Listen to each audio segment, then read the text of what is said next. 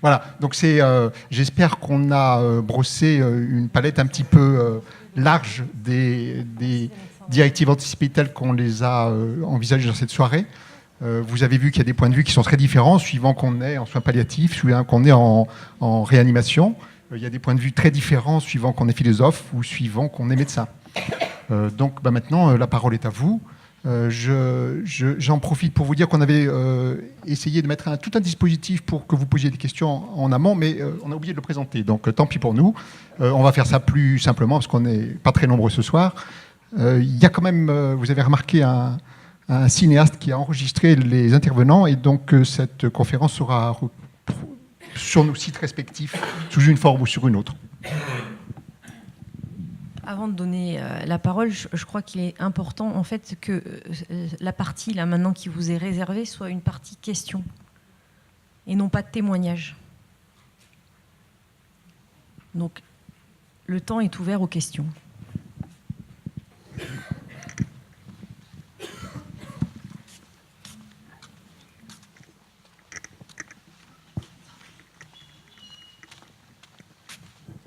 Bonsoir, ma question est pour Maître Reignoux. Est-ce que vous pouvez nous expliquer pourquoi on ne peut pas désigner plusieurs personnes de confiance? Que dit la loi par rapport à ça? Et qu'en est-il? Alors c'est tout simplement la loi qui le dit. Hein. Elle parle d'une personne de confiance. Toute personne majeure peut désigner une personne de confiance. C'est tout simplement la réponse que l'on a, que l'on tire de la loi. Et puis c'est l'esprit même de la loi. C'est-à-dire l'intérêt, c'est d'avoir un référent, un porte-parole en qui je mets, le mot confiance est important, ma confiance. C'est exposé à la divergence en plus.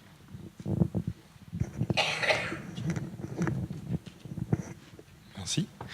C'est au docteur Bazin. Vous avez parlé des patients qui vous ont remercié de les avoir réanimés. Et les autres, ceux qui vous en ont voulu, est-ce que vous en avez eu? Comment vous avez réagi? Qu'est-ce que vous leur avez dit?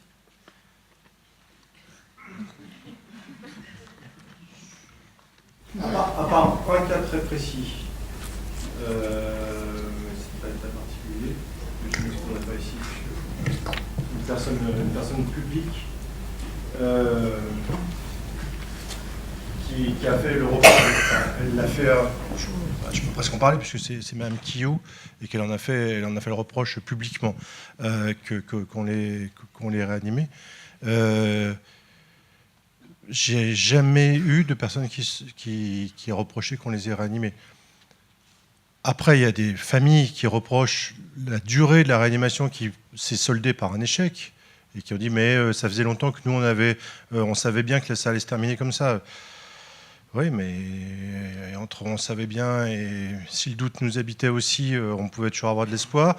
Et puis une fois de plus, une décision elle est collégiale et dans une décision collégiale, c'est collégial à 100%. Il n'y a pas de compromis. C'est pas, on ne fait pas un vote en disant la majorité et puis si la minorité se tait et puis on continue ou on ne continue pas les soins. C'est 100% des médecins du service et des infirmières et des salariés qui s'occupent du malade qui doivent être d'accord avec la décision qui a été prise de continuer ou pas continuer. Sinon, on ne peut pas... Donc, voilà, donc il ne faut pas... Mais, non, enfin, j'ai pas de... Après, je ne fais pas de réanimation. Peut-être qu'en réanimation pédiatrique, etc., il y a peut-être des enfants etc., qui peuvent dire j'aurais préféré ne pas être réanimé. Je ne sais pas s'ils peuvent le dire, mais... Ouais, je sais pas, ça me...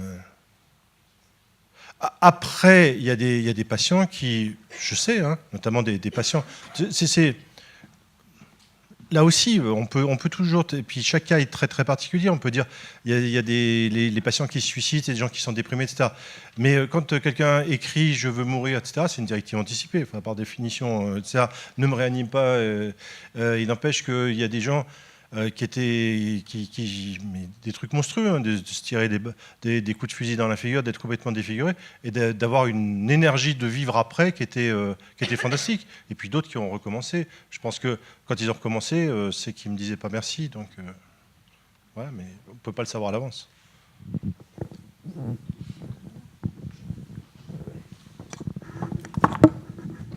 Bonsoir. Je voudrais déjà remercier tous les intervenants et j'aimerais poser une question, mais je ne sais pas à qui précisément, donc je la pose à vous tous. Nous n'avons pas parlé ce soir, mais c'est peut-être une volonté de votre part, du don du corps à la science. C'est mon idée, personnellement. J'y pense depuis très longtemps. Donc là, je crois c'est le cap au-dessus. Et je voudrais savoir s'il y a une démarche nécessaire et laquelle, écrite évidemment. Merci d'avance.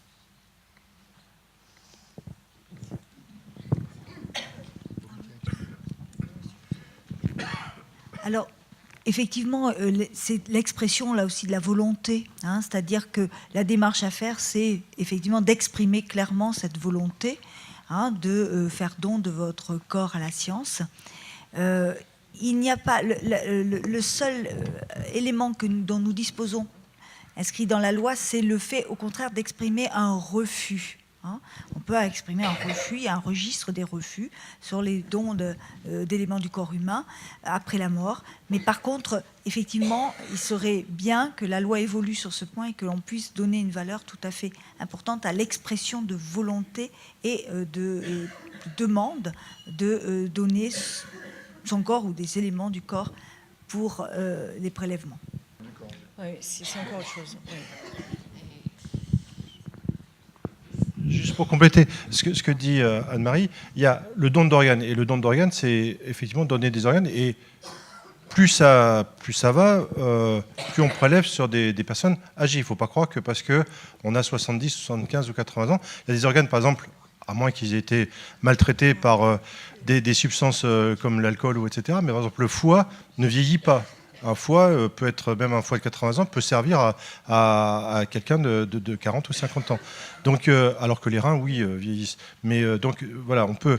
Donc ça c'est donner des organes, et ça, effectivement, c'est mieux de l'exprimer. C'est mieux d'avoir sur vous un papier disant je veux donner mes organes, le cas échéant. On peut donner tous ses cornets, on peut donner des os, on peut donner beaucoup de choses. Après, dans le cas de ce qui s'appelle pudiquement donner son corps à la science, il faut savoir que c'est donner son corps au laboratoire d'anatomie qui va en faire des dissections. Et pour ça, il y a toute une démarche, et ça dépend des facultés. Je sais que dans un certain nombre de facultés, c'est à vous d'écrire, de faire les démarches, et voire même de payer à l'avance. Donc c'est utile, hein, c'est important que les étudiants en médecine fassent la dissection, mais ça ne sert pas nécessairement beaucoup la science. Oui, bonsoir. J'avais deux questions, essentiellement pour Maître Reignoux.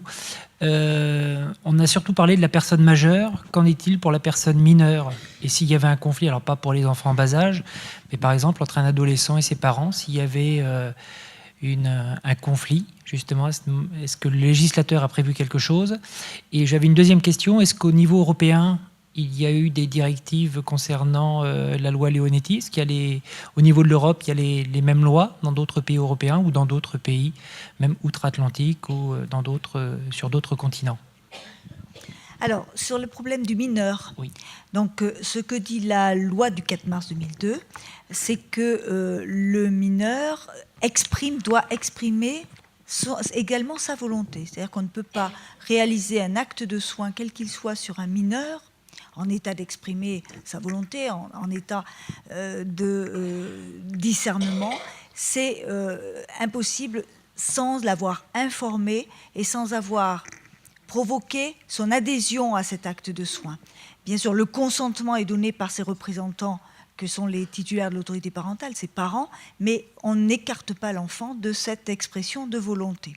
S'il y a une divergence entre les parents, vous avez évoqué, entre l'enfant et les parents, hein, alors ça, et notamment, je suppose que vous voulez dire, si l'enfant, par exemple, refuse un soin que des parents accepteraient. Hein, alors, cette situation-là n'a pas été prévue par le législateur.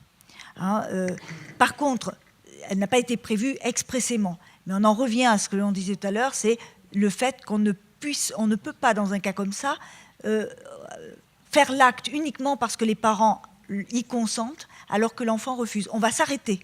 On va s'arrêter, on va se poser la question de savoir pourquoi l'enfant refuse.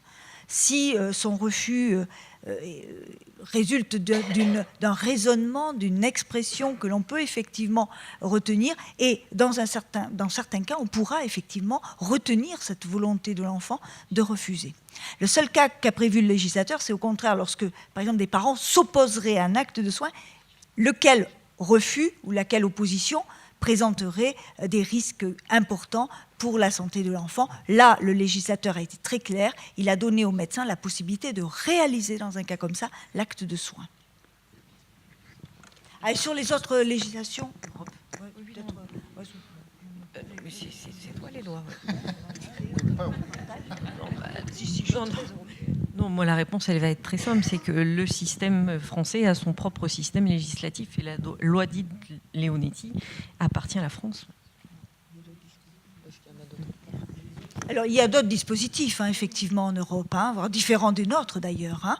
Alors, après, sur les autres continents ou ailleurs, je ne vous dirai pas.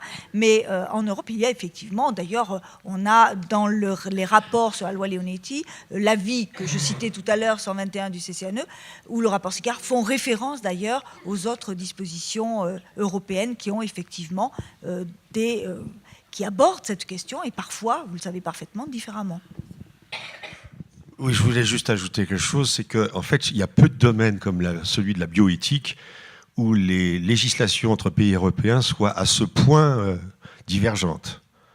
D'où le tourisme, disons, bioéthique. C'est-à-dire que de fait, comme il y a des paradis fiscaux, il y a des paradis bioéthiques. Donc l'Europe est censée représenter une unité culturelle, c'est dans le préambule de la Constitution. Et ce qui est assez frappant, c'est que sur des questions aussi importantes que la naissance, l'existence, la vie, la maladie, eh bien, chaque pays a sa législation propre. Les avis des comités, d'ailleurs, pourquoi le CCNE s'appelle-t-il Comité consultatif national d'éthique ? C'est que vraiment, la nationalité est un index extrêmement fort dans la philosophie même de toutes ces questions-là. Entre l'Allemagne et l'Irlande, l'Espagne, la France, c'est le grand écart sur tous les problèmes, tous.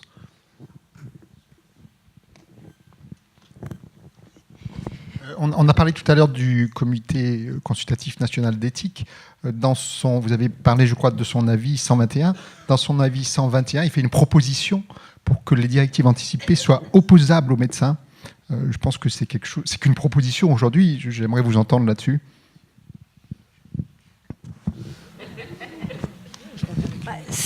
Effectivement, c'est une proposition, ce n'est pas la loi. C'est une proposition. Alors, moi, je suis un peu partagée. Je suis un peu partagée parce qu'encore une fois, c'est une décision médicale qui sera prise. Donc, donner aux patients ce que l'on a contesté pour le médecin, c'est-à-dire le pouvoir, ça me paraît quelque chose aller trop loin. Je pense qu'aujourd'hui, ce qui est important, c'est qu'effectivement, on ait cette recherche de l'équilibre dans la décision qui va être prise entre la connaissance médicale qui va être élaborée à travers un projet thérapeutique et puis la volonté du patient, la discussion qu'il peut s'engager et que la décision, finalement, elle soit prise sur la base de cette relation de confiance. Car sans relation de confiance, je crois qu'il n'y a pas de relation de soi. Et effectivement, donner un pouvoir à l'une des parties va amener éventuellement, enfin, moi, à mon sens, réellement même, un déséquilibre. Rupture de dialogue. Oui. Comment pensez-vous que dans ce cas-là, le comité national d'éthique propose que les directives anticipées soient opposables aux médecins? Si c'est un déséquilibre que ça devrait engendrer. Attention, c'est une opinion que j'émets, qui n'engage que moi, puisqu'on me pose la question, mais je pense que la réflexion est tout à fait opportune. Il est important de réfléchir. D'ailleurs, ce que dit le comité consultatif national d'éthique, ce n'est pas effectivement dire la loi doit évoluer dans ce sens-là. Il est permis de s'interroger parce qu'aujourd'hui, bien sûr qu'on ne peut pas non plus effacer, gommer cette interrogation qu'on peut avoir, c'est-à-dire le cas où le médecin ne tiendrait pas compte. Ce qui est important à mon sens, c'est qu'on insiste sur la notion de tenir compte d'eux. Comment le médecin tient-il compte des directives anticipées dans sa décision? Eh bien, pour cela, à mon sens, et d'ailleurs la loi le dit, il faut que la décision soit justifiée, motivée, inscrite dans le dossier. Ça, c'est déjà le cas avec la loi des Leonetti. Oui, bien sûr, c'est le cas. C'est pour ça. Donc après, aller plus loin que cela, à mon sens, ça peut être effectivement une rupture d'équilibre. Et ça n'est pas le cas, ce n'est pas ce que dit le comité national d'éthique. C'est juste une proposition. Voilà, c'est une proposition, parce que ça résulte de cette interrogation. Et c'est également une proposition du comité national d'éthique de proposer un suicide assisté. Ça n'a pas été repris depuis, mais le comité d'éthique l'a proposé. Il ne le Pas tout à propose fait. pas. Il me semble que ce qu'il propose, c'est la pas. possibilité pour le patient d'une sédation profonde, ce qui n'est pas tout à fait la même chose. Enfin, mais M. Bazin pourrait en dire plus, je pense. Mais je crois que c'est ça la recommandation. Hein. Notamment, il utilise le mot quand même, les mots suicide assisté. Oui, mais c'est évoqué, madame, dans le rapport. Mais dans les conclusions du CCME, ça n'est pas retenu. Ce n'est pas autorisé par la loi, aujourd'hui en France.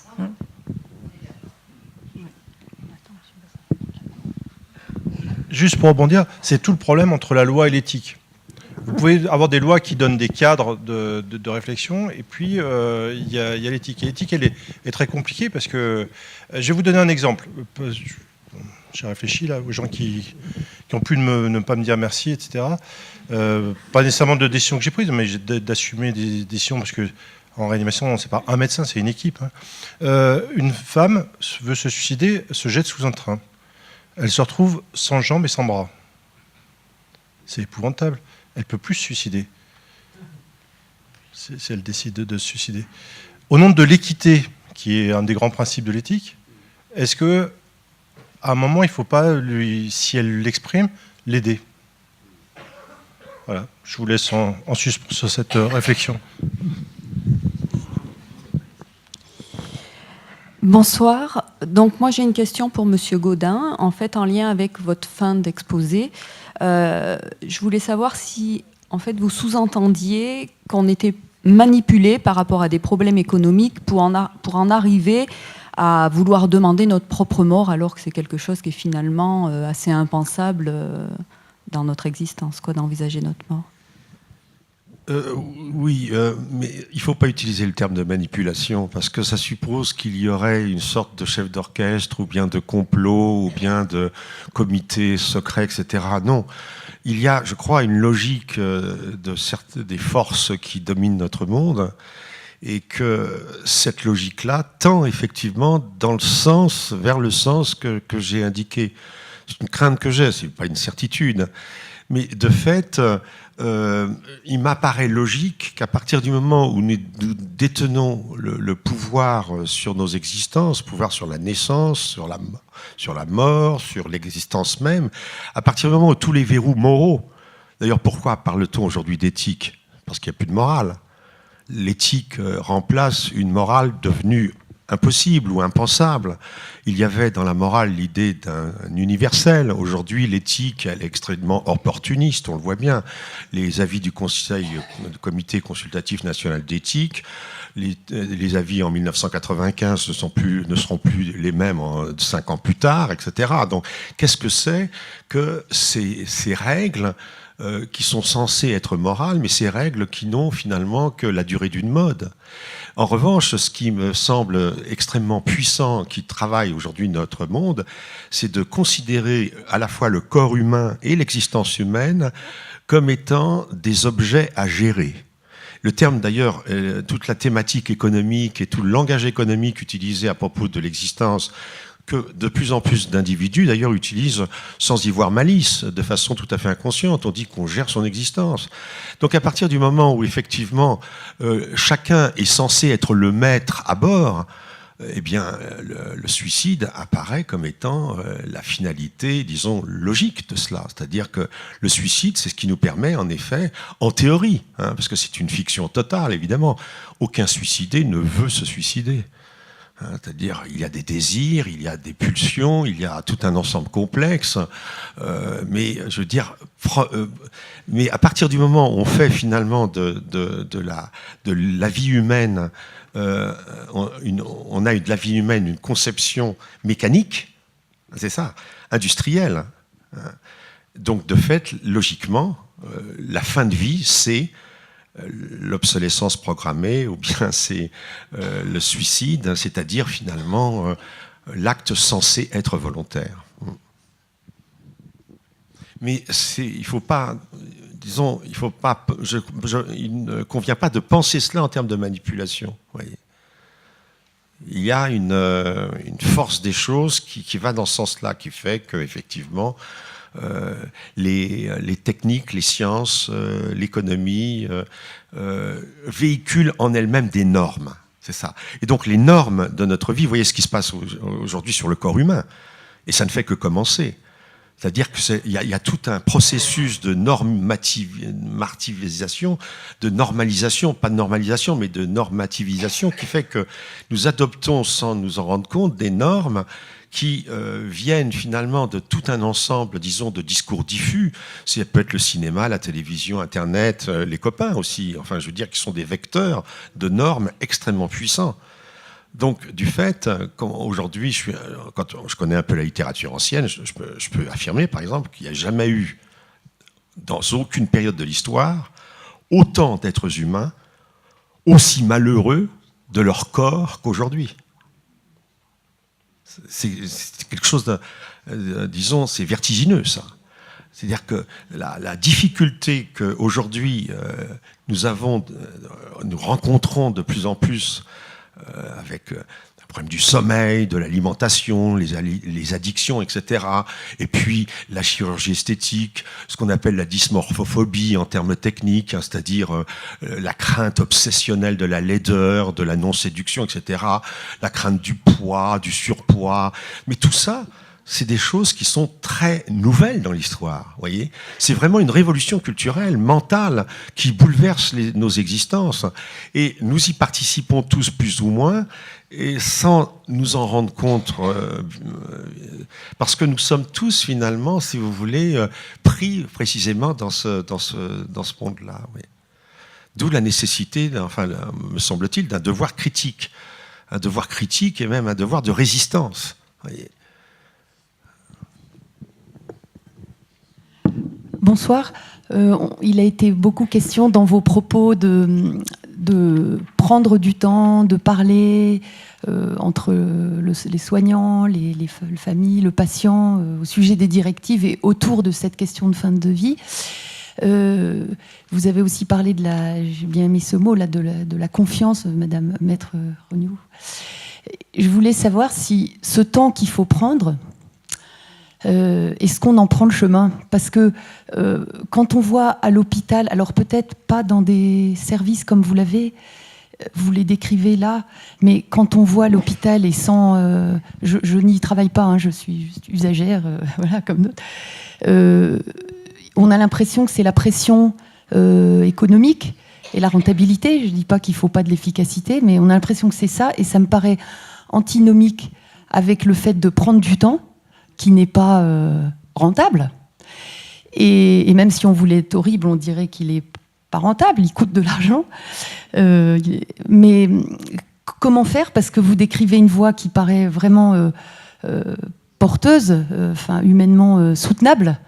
Mais comment faire alors qu'aujourd'hui, c'est pas cette logique qui prévaut et que les soins palliatifs qui sont très méconnus, même en France, ils ne sont pas connus parce qu'ils ne sont pas assez développés, mais nos gouvernements successifs ne prennent pas le chemin, et parce qu'il y a des forces économiques, je reprends le terme que disait le philosophe, des forces qui nous dépassent un petit peu et qui ne vont pas du tout dans ce sens-là. Donc est-ce que c'est pas, vous n'êtes pas un camp de Mohicans que j'aimerais bien rejoindre un jour, mais voilà, mais ce sera plus le scénario catastrophique, mais je ne le souhaite pas, où on dira tous, on n'a plus qu'à fermer le robinet parce que ça coûte cher, je coûte cher, je suis un vieux qui coûte cher, voilà. Alors, moi je vais vous arrêter, votre constat il est il n'est pas totalement faux, mais il y a une part d'inexactitude et j'aurais tendance à être quand même très positive et très optimiste. Peut-être aussi parce que j'ai envie de l'être, j'ai envie d'y croire et que ça m'anime aujourd'hui. Moi, j'ai 12 ans d'exercice de la médecine palliative derrière moi et j'ai 2 ans de responsabilité du centre de soins palliatifs avec vraiment des pouvoirs, des gouvernances, donc des gens qui sont à la tête d'eux, avec des décideurs, des financeurs qui les aident aussi à réfléchir et à prendre des décisions. Et le constat que je fais aujourd'hui, c'est qu'on est soutenu, quoi. Et que les demandes que j'ai faites ont été entendues.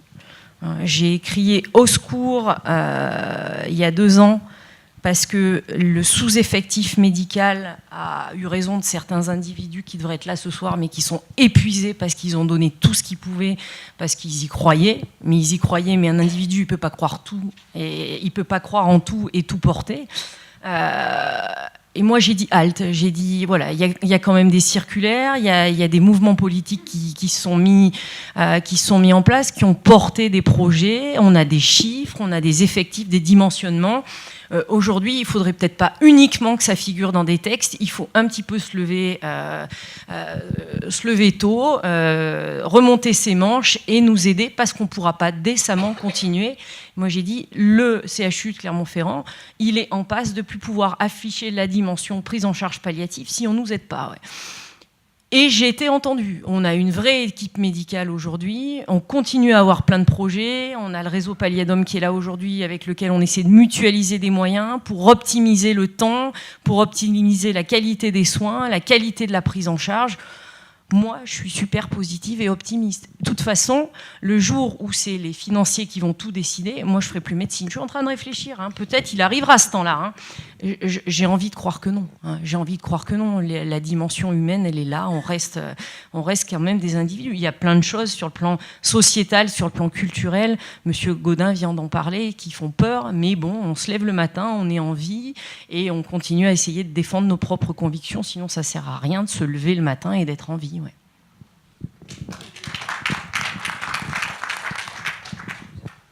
Bonsoir.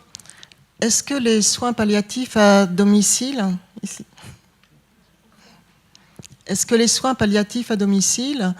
sont un accompagnement à la hauteur de ce qui se fait à l'hôpital? Alors peut-être que sur Clermont, il y a beaucoup d'accompagnants, d'associations, mais pour les gens qui sont à la campagne, est-ce qu'ils peuvent avoir le même type de soins? Merci. Il n'y a pas de différence entre le fait d'habiter en centre-ville ou d'habiter à Saint-Anthème, par exemple. Limite de la Haute-Loire, là-bas, je crois que c'est le point le plus loin, sous lequel on aille. Non, il n'y a aucune différence, si vous voulez. Le réseau, donc le réseau dont vous parlez tout à l'heure, dont je suis le médecin, maintenant on est 2 médecins, intervient sur l'ensemble du département. Donc le rôle et puis la finalité du réseau, c'est de pouvoir maintenir ou de ramener à la maison les gens pour qu'ils puissent continuer à vivre donc à leur domicile avec leurs soignants et avec leur famille. Donc la prise en charge, c'est pas une prise en charge hospitalière, c'est vrai, mais c'est une prise en charge à domicile qui je pense est enrichissant à la fois pour moi, je parle pour moi, et puis pour tous les intervenants du réseau, et puis pour les patients. Mais à l'hôpital, il y a toujours quelqu'un qui peut à tout moment intervenir. Dans le réseau, il y a toujours, si vous voulez. Bon, le réseau, c'est une équipe de conseil. Donc, il y a médecin, infirmière, assistante sociale, psychologue. Je ne crois pas que j'ai oublié de monde. Votre secrétaire, si vous voulez. Donc, c'est le médecin traitant qui gère la personne. C'est l'infirmier libéral qui s'occupe de la personne. C'est le kiné, c'est le pharmacien, donc de la personne également. Nous, on est là pour évaluer la personne malade. On est là pour faire des suivis infirmiers et il y a également donc une astreinte médicale donc qui est assurée 24 heures sur 24 toute l'année 365 jours par an, avec des possibilités donc de pouvoir intervenir médicalement avec ce qu'on appelle des prescriptions anticipées qui peuvent être faites par les infirmiers, donc à domicile. Donc il n'y a pas de maillon de la chaîne, si vous voulez, absente. Je voudrais rajouter quelque chose, moi. Les soins palliatifs, c'est accessible à domicile, c'est accessible à l'hôpital. Des situations palliatives, on en rencontre beaucoup, on en rencontre partout, hein, y compris dans des services lambda qui font, grosso modo, globalement, la plupart du temps, 99,9% de curatifs. Hein. Bon, en bref, tout ça pour dire que des situations palliatives, on peut en avoir partout. La loi dit d'ailleurs qu'on doit pouvoir bénéficier de soins palliatifs, que ce soit à domicile comme à l'hôpital. En revanche, et en institution, bien sûr, partout. Enfin, partout, il y a des situations palliatives et il y a des patients à qui on doit pouvoir procurer des soins palliatifs. En revanche, il y a tout un travail de coordination qui se fait aujourd'hui entre les structures à domicile, les structures hospitalières, pour veiller à ce qu'à aucun moment, un patient pour lequel on a décidé une prise en charge à domicile ne soit en difficulté. Et il y a certains patients pour lesquels, au nom de la volonté du patient, on va en effet valider le fait d'un retour à domicile avec une prise en charge, des aides mises en œuvre, un réseau ou bien une HAD, etc. Mais par contre, au nom de la responsabilité du thérapeute, on va certaines fois dire oui, vous voulez le retour à domicile, mais les soins palliatifs qu'on peut vous offrir à domicile seront peut-être à ce moment-là pas ceux qu'on peut vous offrir à l'hôpital parce que vous êtes à risque d'une situation extrême compliquée et certaines situations extrêmes compliquées sont difficiles à gérer au domicile. On ne peut pas, je vous le disais tout à l'heure, moi je suis vraiment pour le dialogue vrai, on ne peut pas non plus leurrer l'individu qu'on a en face de soi et lui dire tout va bien se passer à domicile. À domicile, on fait notre maximum. Les équipes qui sont là aujourd'hui font tout. Hein. Dominique Abraham peut le dire. Lui, il a été certaines années 365 jours sur 365 jours au téléphone. Mais il y a des fois, voilà, si on identifie des situations comme extrêmement critiques ou potentiellement en phase de devenir critique, on se doit aussi, en tant que médecin, en tant qu'équipe soignante, de prévenir le patient qu'on estime là aussi que sa décision d'être à domicile, c'est pas peut-être celle qui va pouvoir optimiser son confort. Pour rajouter, donc on travaille également en équipe avec l'USP, donc avec le docteur Guastella, et avec les autres services, si vous voulez, dont relèvent les patients quand ils ont été hospitalisés. Donc c'est ce qu'on appelle les lits de repli. Quand il y a un épuisement ou quand il n'y a plus la possibilité de rester à domicile, il y a toujours donc. Il n'y a pas de passage aux urgences, si vous voulez, de traîner sur un brancard, comme on dit vulgairement. Donc, ils vont directement dans le service quand il y a besoin d'être hospitalisé. On essaie qu'il n'y ait pas de passage aux urgences, Dominique. L'idéal, il n'existe pas. On voudrait que ce soit parfait, mais il ne faut pas non plus qu'on... Voilà. Non, mais j'exagère. On fait tout pour éviter les passages aux urgences. Et il y en a encore trop des passages aux urgences. Ouais. Oui, il y en a trop quand les gens sont mal aiguillés au départ, c'est tout. Si tout a été anticipé, on arrive à gérer beaucoup de choses. Les EHPAD, c'est la même chose. Un EHPAD, si vous voulez, une personne en EHPAD, c'est son domicile. Donc, que ce soit l'EHPAD est un domicile. C'est la même chose. On intervient de la même façon. Et je le disais tout à l'heure, dans les EHPAD, madame, que ce soit le réseau Palliadom ou que ce soit l'équipe mobile de soins palliatifs, nous avons des conventions avec la plupart des EHPAD, puisqu'on a plus d'une quarantaine de conventions. Nous intervenons et on est tout à fait satisfait de voir, si les EHPAD nous appellent, c'est qu'elles ont une prise de conscience d'une nécessaire expertise, d'une nécessaire volonté de bien faire pour la prise en charge de leurs patients. Donc il y a aussi des soins palliatifs dans les EHPAD.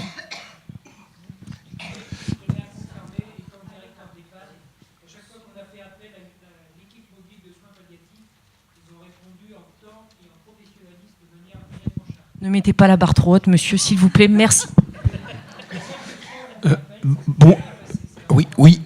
Bonsoir.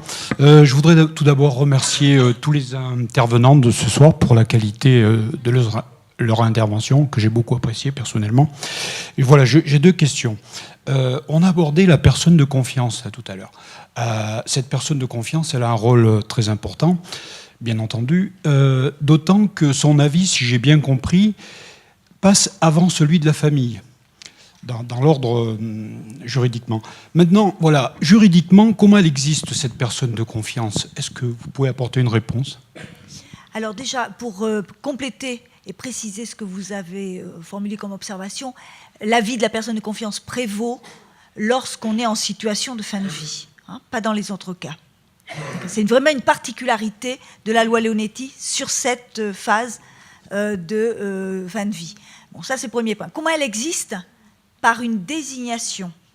C'est-à-dire qu'aujourd'hui, hein, dans la loi, telle que la loi est écrite aujourd'hui, on parle d'une désignation qui doit être proposée lors d'une hospitalisation. C'est pour ça que je vous ai dit quand je vous ai présenté cette partie de la loi du 4 mars 2002 comme étant une des dispositions sur lesquelles on est en train de réfléchir. D'ailleurs, on y a bien réfléchi puisque dans le projet de loi sur l'intégration du vieillissement à la société, on prévoit désormais, enfin on va prévoir quand la loi sera votée, que lors de l'admission d'une personne en institution, en EHPAD, on devra lui poser la question de la désignation d'une personne de confiance. Donc, on est en train d'évoluer sur cette notion.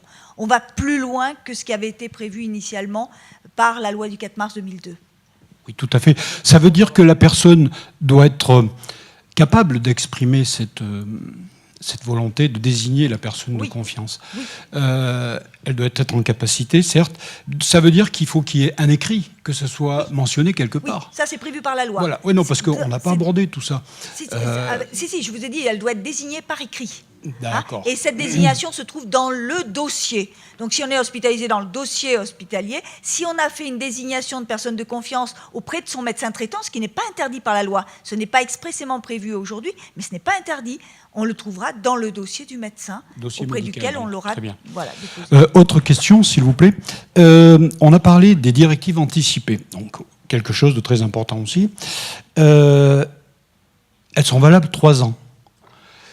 Ne serait-il pas judicieux, puisqu'on a vu là, que juridiquement, là aussi, ça reste parfois cadré, de faire un écrit notarié? Attendez, juste un petit mot avant que vous... Parce qu'il y a certaines personnes qui commencent à partir. Vous avez posé des questions très pratiques. On a fait un tout petit dossier très pratique que vous pourrez trouver en sortie. Et si la qualité de l'intervention qu'on a programmée ce soir, et si ce petit dossier vous permet de répondre à vos questions, faites un petit don aussi en sortant. Ça nous permettra d'organiser d'autres conférences de ce type. Voilà pour la question. Merci. Voilà. On est à l'acte notarié. Moi, d'abord, ce n'est pas prévu, bien sûr, hein, et puis je ne vois pas ce que ça apporterait dans l'essence même, dans ce que se représente la directive anticipée, le fait de donner une authentification par un acte notarié. Ce qui est prévu aujourd'hui, c'est par exemple, pour faire un parallèle, mais qui est vraiment très loin, c'est le mandat de protection future. Ça, oui, ça peut être prévu par acte notarié, mais c'est autre chose. Hein, c'est autre chose. On n'est pas sur la notion de directives anticipées, qui est vraiment très personnelle, qui reste vraiment une expression de volonté de la personne, dont il est prévu par la loi qu'elles peuvent être gardées, conservées, placées à l'endroit où le patient souhaite.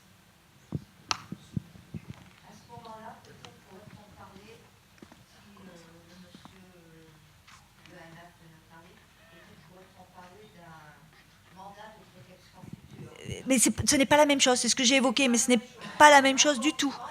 Du tout. Là, on est sur la protection de la personne qu'on peut anticiper. Du moins, on peut anticiper la désignation de son protecteur.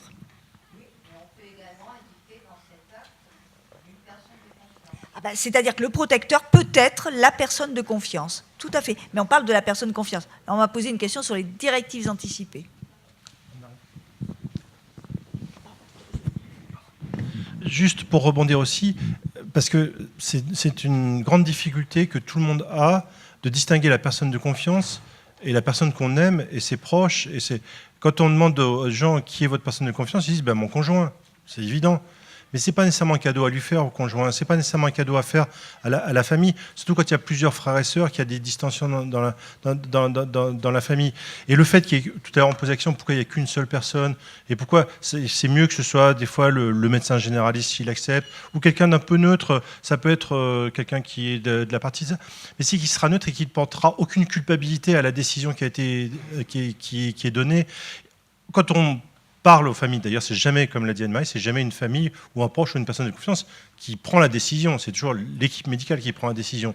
Mais il n'empêche que de temps en temps c'est vécu comme étant une prise de décision si les frères et les sœurs reprochent à l'autre frère ou sœur d'avoir condamné le père, la mère, etc., en disant il ne voulait pas, moi je ne voulais pas qu'il meure, c'est toi qui as dit qu'il fallait le faire mourir, etc., c'est épouvantable dans la famille. Donc il faut vraiment rester très neutre, et plus la personne de confiance est quelqu'un qui est effectivement de confiance et très proche, à qui vous êtes livré sur votre vie, sur vos choix de vie et sur vos choix de fin de vie, mais qui est quelqu'un de neutre par rapport à la famille, je pense que c'est encore mieux. On m'a dit que si vous voulez, on ne pouvait pas faire de dons d'organes, ce qui était ma première idée.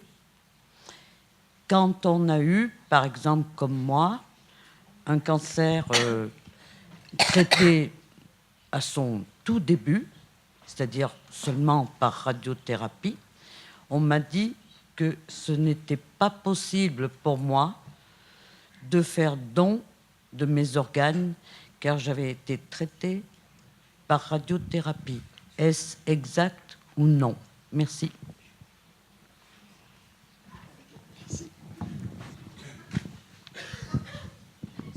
Ça dépend des organes, ça dépend de... c'est pas absolu, enfin, ce que vous dites, si vous êtes guéri en totale rémission, non, c'est pas du tout une certitude de ne pas pouvoir donner vos organes. Une fois de plus, c'est très très louable, et je pense qu'il faut, si vous souhaitez donner vos organes, il faut avoir un papier. Au moment souhaité, au moment voulu, il sera temps à l'équipe de prélèvement de dire oui c'est possible, non c'est pas possible, ça dépendra aussi des conditions dans lesquelles le décès est survenu, etc. C'est très compliqué, donc c'est très difficile à dire. Mais par contre c'est toujours mieux d'avoir sur soi un papier qui dit j'accepte de donner mes organes. Au pire, ils ne seront pas prélevés, mais...